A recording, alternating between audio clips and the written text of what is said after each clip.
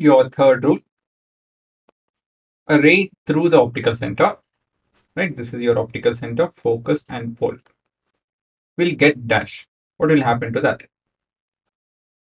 So we have a ray through the optical center.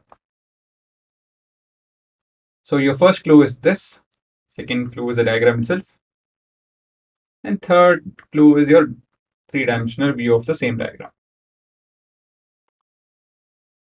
Okay, so what happens to a ray which is going through your optical center, your center of curvature, right? So what happens to that?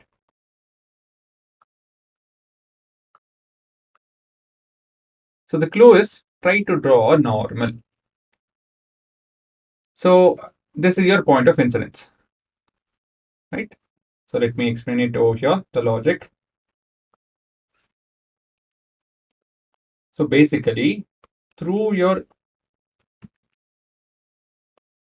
C falling onto the mirror is your ray under consideration. But how do you draw normal, or what do you do actually after this? You mark the point of incidence, and the thing that you guys do is you draw a radius.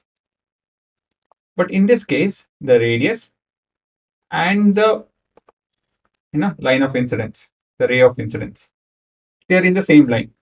So here angle of incidence is equal to 0. So angle of reflection should also be equal to 0. So basically, if I happen to draw a tangent at this point M, all of them make an angle of 90 degree. So this is a case wherein you have a ray, right, light ray, falling perpendicular to the mirror. Okay, so when a ray falls perpendicular to the mirror, what happens? Let me show this practically as well. Okay, so have a look at this video.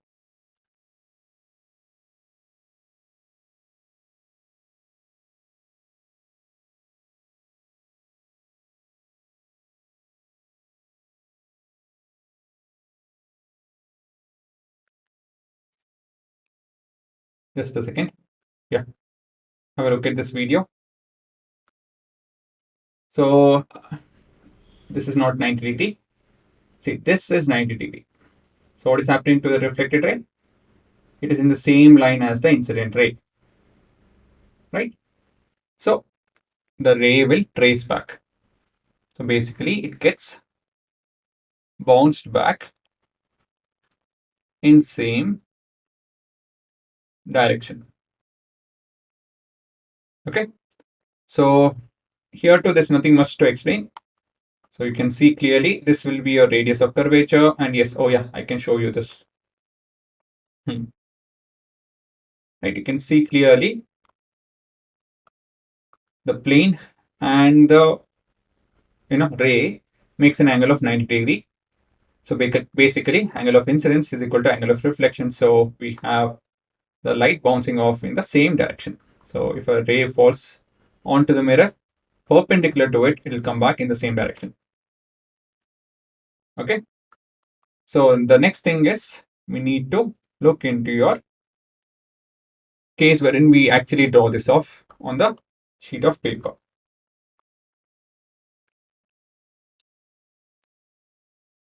So we need to mark the 3 points, 0, 3, and you have your 6 centimeters. Okay, again, draw a straight line and mark these 3 points. Step 2, draw an arc of radius 6 centimeter. Same set of steps, there's no difference. Then, yeah, I'm highlighting that, this is the non-reflecting surface. So through your center of curvature,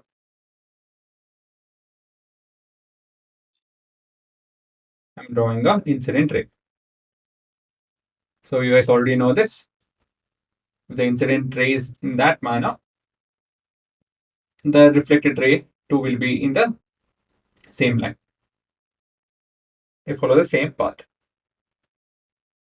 So the logic is quite simple. if I happen to draw a perpendicular, right, to that line, because again, that is your radius of curvature as well. That's your radius. So radius and tangent makes an angle of 90 degree. So that's when I need to draw the perpendicular line. Okay, so that's your imaginary plane mirror at that point. So angle of incidence is equal to angle of reflection, which is equal to, in this case, 0 degree. So this is your basic logic, right? So that's your diagram.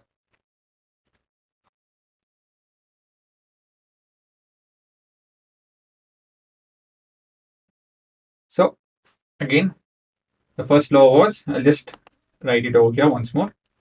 A ray through, let me do this. Again, it can be the other way around also. It need not be the same way. A ray through the focus will be parallel to the principal axis. A ray parallel to the principal axis will go through the focus. Those are the first two laws. Third law is also quite simple, right? This is your complete diagram. Again, all of it you guys have to practice only once. You need not do it too many times, just once.